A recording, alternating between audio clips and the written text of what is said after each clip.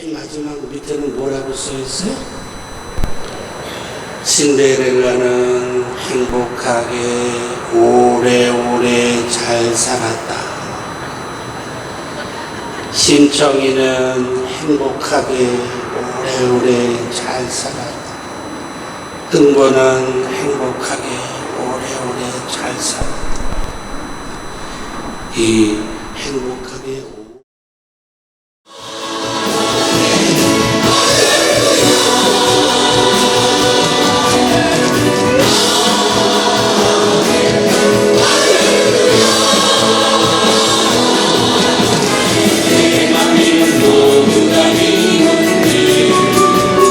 넘어지는 자를 붙들어준다네. 주님을 향하는 마음에 영원 생명 주신 영원 할렐루야. 영원 할렐루야. 영원 할렐루야. 영원 할렐루야. 영원 할렐루야.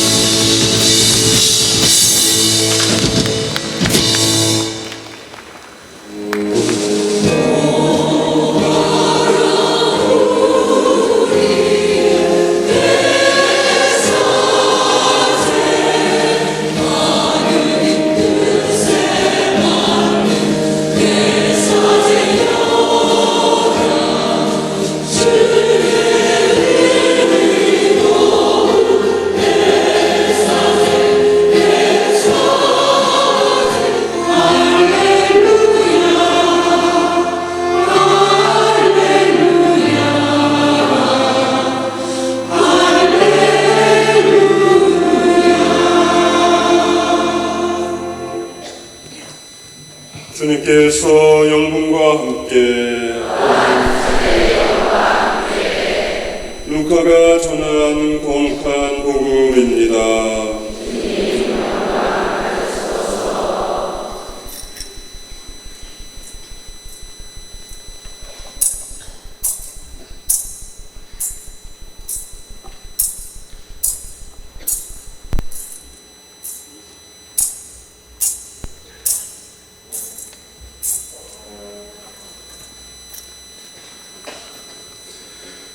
그 무렵 예수님의 제자들은 길에서 겪은 일과 빵을 떼실 때 그분을 알아보게 된 일을 이야기해 주었다.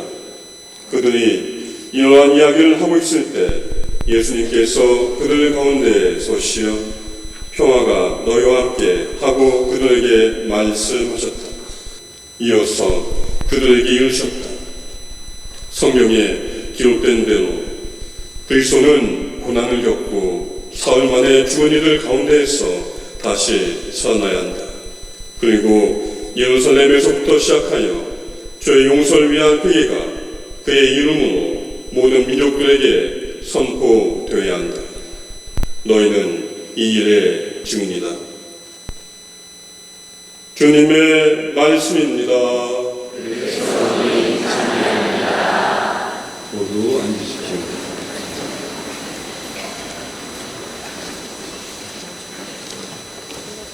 정리 주님, 오늘 하루 좋으셨어요? 아마 비가 하느님의 은총처럼 오늘 이렇게 여러분들에게 내리신 것 같아요. 우선 주님의 부활 대축일을 맞이해서 그 기쁨이 여러분들 모두에게 가득하시기를 빕니다. 주님의 부활은 우리 교회의 출발점입니다. 성경에 기록된 것처럼 예수님이 십자가에 돌아가시자 제자들이 모두 어떻게 했어요? 도망쳤어요. 엠마오에서 만난 제자들도 보니까 예수님한테 실망해가지고 메시아였는 줄 알았는데 보니까 아무 힘도 못 쓰고 십자가에 돌아가셨으니까 별 볼 일 없구나. 그리고 고향으로 돌아간 거거든요. 자, 제자들이 모두 다 고향으로 돌아갔어요. 베드로를 비롯한 어부 출신 제자들은 옛날에 버렸던 그물을 다시 들고 배를 타고 고기 잡으러. 만약에 예수님이 부활하시지 않았다고 한다면 우리 교회는 없었을 거예요. 근데 오늘의 우리 교회가 생긴 이유는 뭐예요? 다시 고기를 잡던 베드로를 비롯한 제자들이 분명히 십자가에 돌아가셨는데 살아계신 분으로 만났기 때문에 다시 갈릴리아에서 예루살렘으로 모였어요. 엠마오로 갔던 제자들도 마찬가지. 그래서 제자들이 다시 모이기 시작했고 예수님의 일을 다시 시작하게 되면서 오늘날 우리 교회가 시작이 된 것입니다. 그러니까 주님의 부활은 우리 교회가 생겨나기 시작한 그 출발점이라고 이야기할 수 있습니다. 또 주님의 부활은 앞으로 장차 우리도 부활할 것이라고 하는 것을 보증해 주는 사건입니다. 이 부활 신앙이 우리 그리스도 신앙의 목표입니다. 우리 인류는 꿈을 꾸기 시작했어요. 어떤 꿈? 오래오래 살고 싶은 꿈을 꿨어요. 그것도 행복하게 오래오래 살고 싶은 꿈을 꾸기 시작했어요. 그래서 동화책 맨 마지막 밑에는 뭐라고 써 있어요? 신데렐라는 행복하게 오래오래 잘 살았다. 신청이는 행복하게 오래오래 잘 살았다. 흥보는 행복하게 오래오래 잘 살았다. 이 행복하게 오래오래 살고 싶은 꿈은 어린아이들을 위해서만이 아니라 모든 인간이 바랬던 꿈입니다. 예수님의 부활은 인간이 희망했던 이 행복하게 오래오래 살게 된다고 하는 꿈이 그냥 꿈이 아니라 이루어질 수 있다고 하는 것을 보증해 주는 사건이다. 사람들이 죽으면 무덤을 만들어요. 죽은 다음에 세상이 없으면 무덤을 만들지 않았을 거예요. 무덤을 만든다는 것은 뭐예요? 죽은 다음에도 또 다른 삶이 있다는 희망 때문에 무덤을 만들었어요. 옛날에는 무덤에 뭘 함께 묻죠? 노잣돈을 묻었어요. 다음 또 세계 가는데 필요한 노잣돈을 넣어줘요. 저 피라미드에 가면 왕의 시신을 잘 묻혀놨어요. 왜? 다시 살아날 거라고 생각했기 때문에. 룩솔이라고 하는 이집트 강가를 따라가다가 저 중류 지방에 가면 거기에 큰 산들이 있는데 거기에 왕들의 무덤이라고 하는 데가 있어요. 피라미드보다 더 거창해요. 그 무덤에 들어가면 왕의 방이 있고 왕비의 방이 있고 여기 무슨 신하들의 방이 있고. 왜? 왕이 다시 살아나서 다시 부하들과 신하들과 함께 살아야 된다, 살 거라고 하는 어떤 희망이 그 무덤에 잘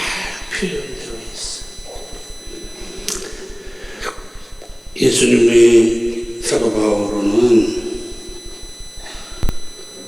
죽은 자의 부활이 없다면 앞으로 우리가 부활할 게 아니라고 한다면 예수님께서 되살아나시지 않았을 거다.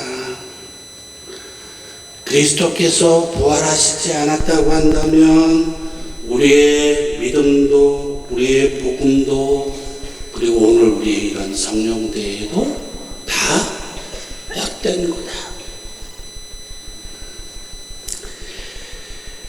자, 그래서 우리는 우리의 신앙, 우리도 부활한다고 하는 희망 때문에 오늘 우리가 이렇게 모여 있는 것입니다.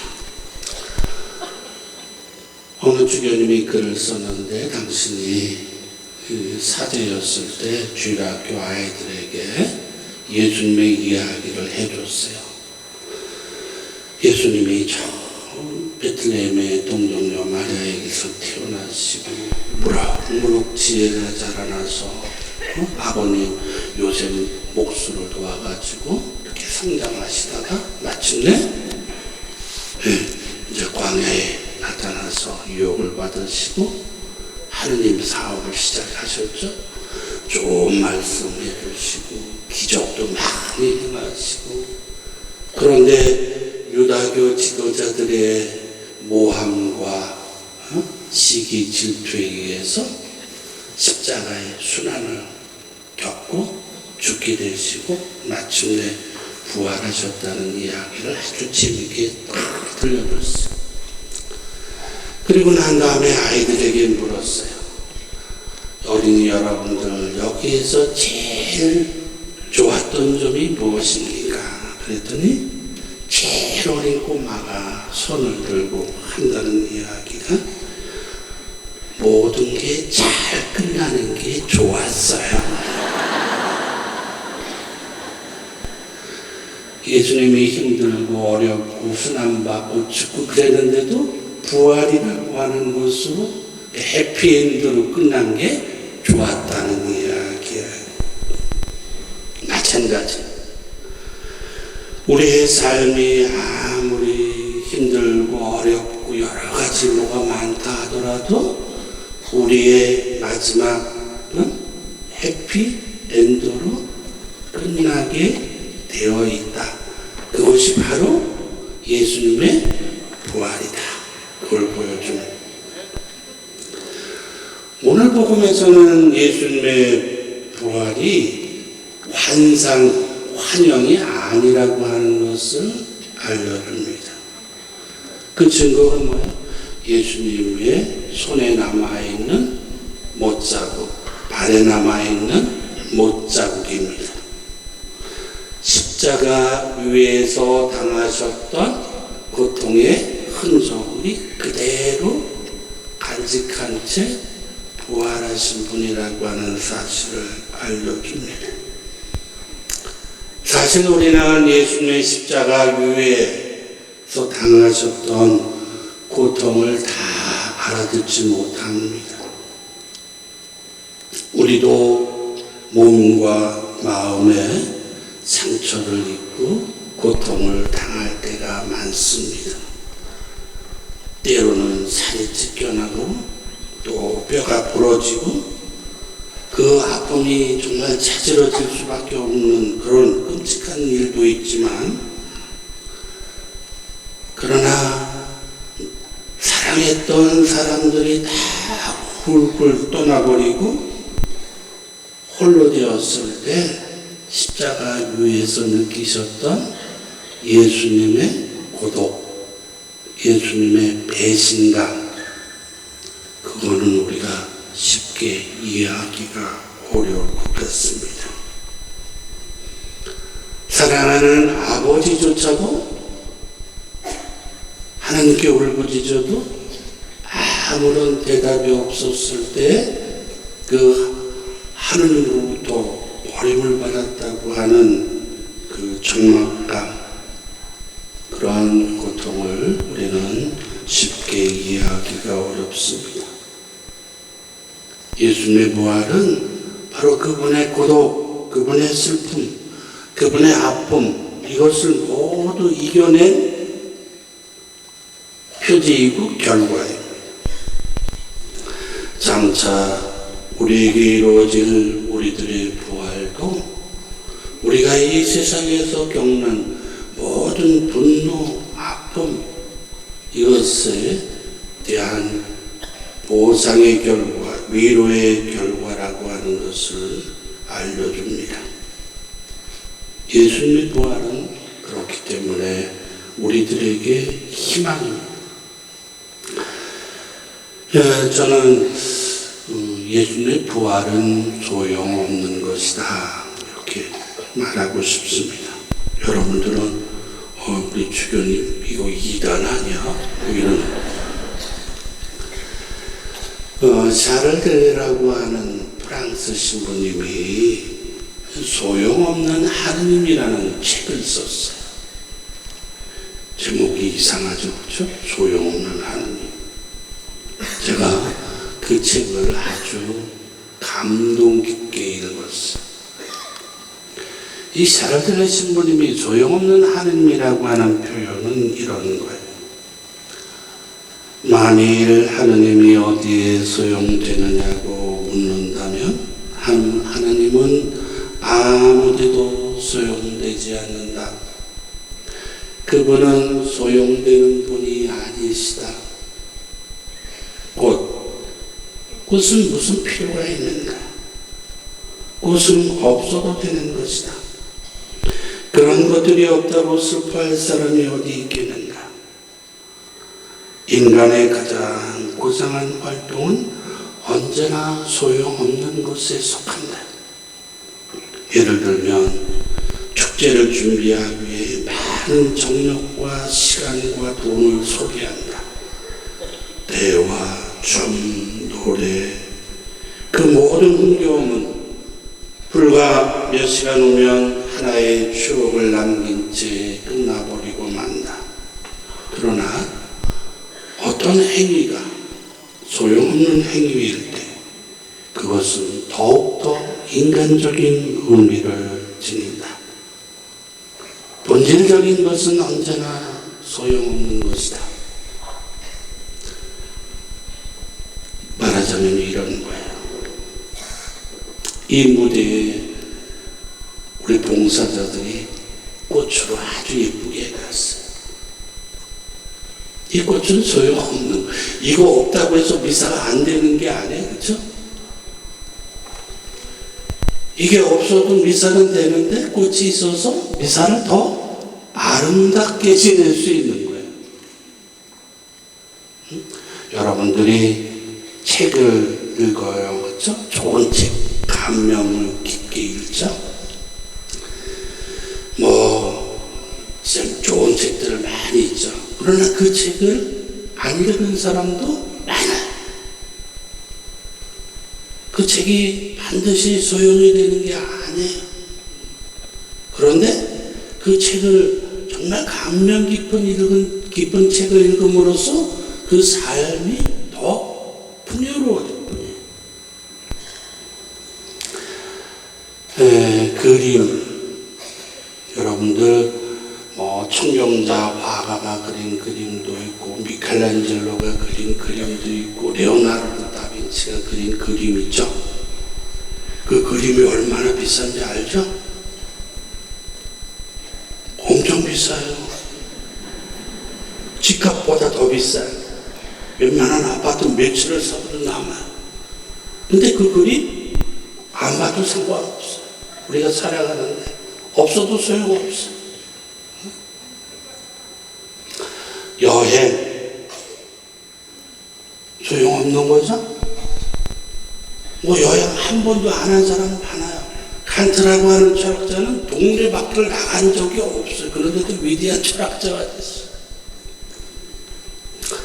여행 없이도 우리가 살아갈 수 있지만 여행으로 말미암아 우리의 삶이 더 풍요로워진다는 거죠. 그런 의미에서 예수님의 부활도 우리에게 소용없는 것이다. 만약에 예수님의 부활이 없었다고 한다면 그래서 우리의 부활이 없다고 한다면 우리의 삶은 그냥 이 세상을 살다가 떠나는 거예요. 그야말로 옛날에 우리 뭐라고 했죠? 공수래 공수로 빈손으로 왔다가 빈손으로 가는 거다. 무에서 왔다가 무로 사라지는 거다. 소크라테스라고 하는 위대한 철학자가 죽음을 이렇게 표현했어요. 젊은이들을 잘못된 길로 빠지게 했다고 해서 그리스 시민들이 소크라테스를 사형에 찬성을 했어. 그래서 이제 독약을 마시고 죽어요. 그래서 제자들이 막 모여가지고 선생님 돌아가시면 안 됩니다. 여기서는 지금 사형이 됐으니까 다른 나라로 이렇게 도망가라. 막 부추겼어. 그랬더니 소크라테스가 자네들은 죽음에 대해서 너무 잘 알고 있는 것처럼 이야기하는데 내가 알기로는 죽음이란 두 가지일 거다. 옛날부터 사람들이 무에서 왔다가 무로 돌아가는 거라 그러면 야 그거 얼마나 큰 횡재냐. 어느 날 내가 잠을 자는데 꿈 한번 꾸지 않고 편히 잠들었다고 한다면 그게 얼마나 횡재냐. 전에 제가 자다가 꿈을 꿨는데 분명히 제대했는데 아직 군대에 또 와 있어요. 그러면 잠을 자고 난 다음에도 피곤해. 그렇죠? 꿈 한번 꾸지 않고 푹 자면은 그거야말로 정말 횡재다. 그러니까 죽음이 무에서 무로부터 돌아가는 거라 그러면 꿈 한번 꾸지 않고 긴 잠에 빠져드는 것이니까 그것이 얼마나 큰 횡재가 아니겠느냐. 또 하나, 죽음이 만일 이데아 세계에서부터 온 영혼이 물질적인 세계의 육신과 결합해서 인간이 된 것이라고 하면 죽음이란 이 이데아 세계에서 온 영혼이 육신으로부터 해방돼서 다시 이데아 세계로 돌아가시는 거라고 한다면 이거야말로 얼마나 큰 축복이 아니겠느냐. 이런 죽음을 놓고 나보고 이걸 피하고 도망가라고 치사하게 그래도 내 자존심이 있고 철학가로서의 명예도 있지. 응? 그렇게. 많은 사람들은 죽음은 무로부터 와서 무로 돌아가는 거라고. 그리스 철학가들은 이데아 세계에서 온 영혼이 육신으로부터 해방돼서 다시 이데아 세계로 돌아가는 거라고. 우리 그리스도교인들은 뭐라고 하죠? 우리는 하느님으로부터 와서 하느님께로 돌아가는 거라고. 천상병 시인은 그래서 뭐라고 했죠? 귀천이라고 했어. 나 하늘로 돌아가리라. 천상병 시인은 아주 훌륭한 그리스도인. 하느님으로부터 와가지고 이 세상 소풍 살다가 다시 소풍 끝내고 아버지한테 가서 소풍 재밌었다고 이야기하러 다시 하늘로 돌아가겠다. 귀천이라.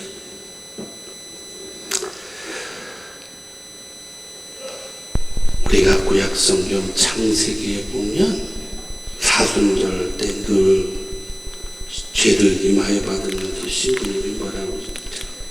너는 흙에서 왔으니 흙으로 돌아갈 것을 생각하라.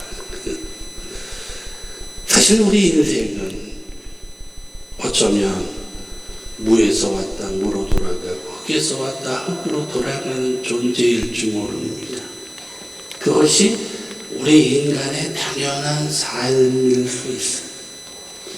그런데 우리가 영원한 삶을 살 수 있다고 하는 것은 바로 하느님이 우리에게 주신 선물이에요.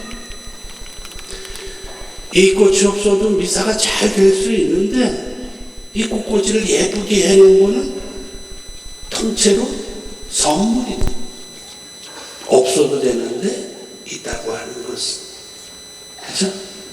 내가 여행을 안 해도 되는데 여행을 할 수 있다고 하는 것은 통째로 나에게 좋은 경험을 해주는 선물이다. 아름다운 영화, 아름다운 책 안 읽어도 우리는 먹고 살 수 있는데 내가 그 책을 읽고 감동을 받을 수 있다고 한다면 그것은 통째로 나에게 주어진 선물이다. 우리는 흙에서 와서 흙으로 돌아가는 것이 우리의 삶인데 하느님이 부활이라고 하는 것을 통해서 행복하게 오래오래 살 수 있게 해 주었다는 것 자체가 통째로 우리에게 주어진 선물이라는 겁니다. 저는 우리 여러분들이 주님의 부활의 선물로 행복한 삶을 살 수 있기를 기도합니다. 여러분의 삶은 항상 마지막에 해피엔드로 끝나게 되어 있습니다. 네, 잠시 우리 오늘 복음 하나님의 말씀 묵상합시다.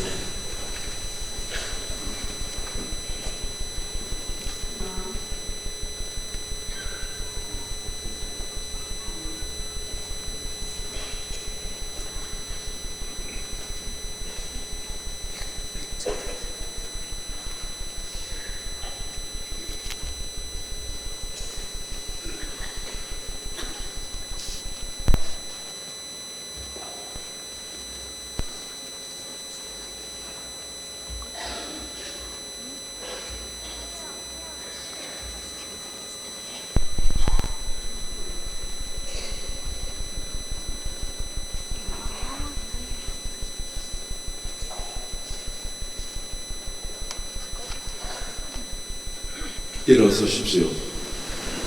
우리의 신앙을 한 마음으로 고백합시다. 전능하신 전주 성부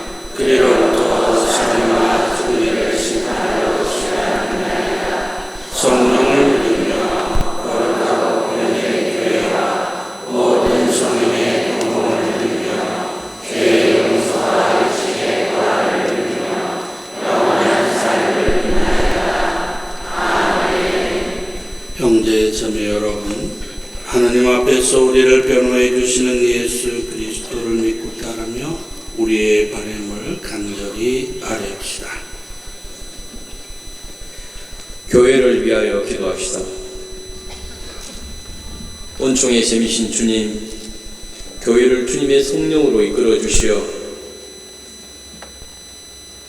기쁨으로 말씀을 선포하게 하시고 주님의 일꾼 교황님께서도 말과 모범으로 신자들을 보살피다가 그리스도 안에서 영원한 생명을 얻게 하소서.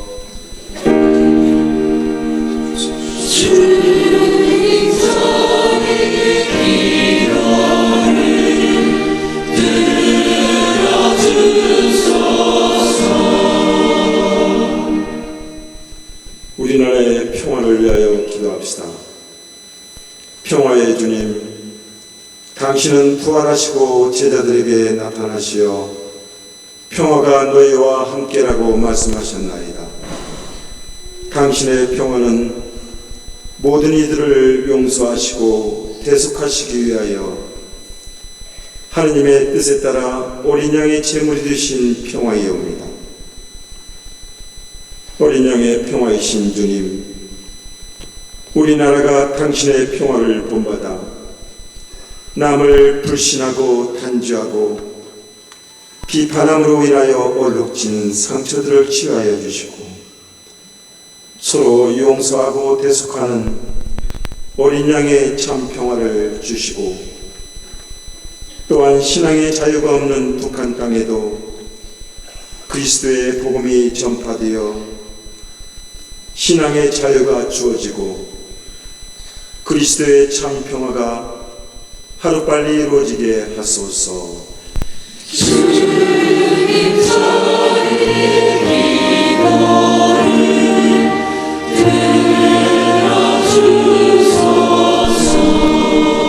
들어주소서. 장애를 가진 이들을 위하여 기도합시다. 소외되고 나약한 이들의 희망이시며 이로자이신 주님, 주님과 함께 자신의 십자가를 지고 살아가는 장애인들에게 주님께서 친히 친구가 되어주시고 항상 함께 계심을 깨닫도록 넘치는 사랑의 성령을 내려주시어 특별히 그들을 더 사랑하시는 주님의 마음을 알게 하시고 저희도 주님을 닮아 주님의 마음으로 사랑을 전할 수 있도록 은총 베풀어 주소서. 주님 저희 기도를 들어주소서. 가정 성화를 위하여 기도합시다. 사랑이신 주님, 생명과 사랑의 공동체인 가정에 강복하시어 모든 가정이 사랑의 보금자리가 되게 하시고 언제나 주님의 뜻에 따라 살아가는 성가정이 되게 하소서.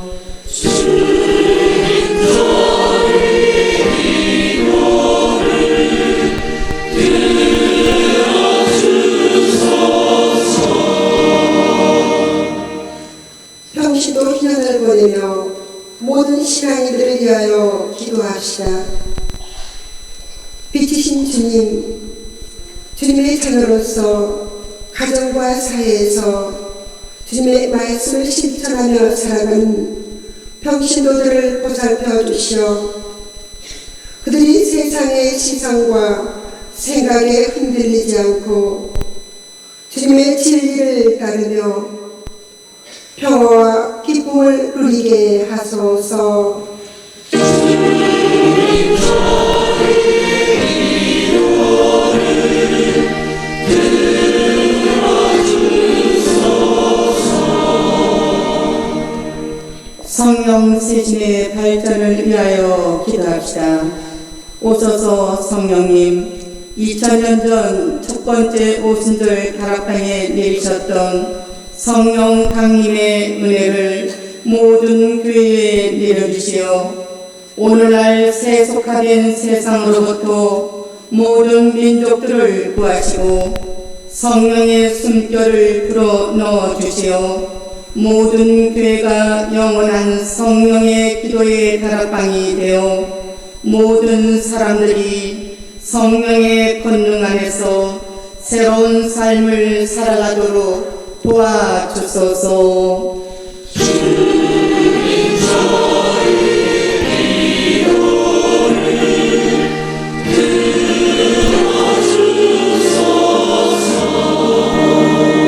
들어주소서. 거룩하신 주님, 주님의 계명을 지키며 죄를 피하려 애쓰는 자녀들의 기도를 기꺼이 들어주소서. 우리 주 그리스도를 통하여 비나이다. 성찬 조례입니다. 봉헌성가 618번입니다.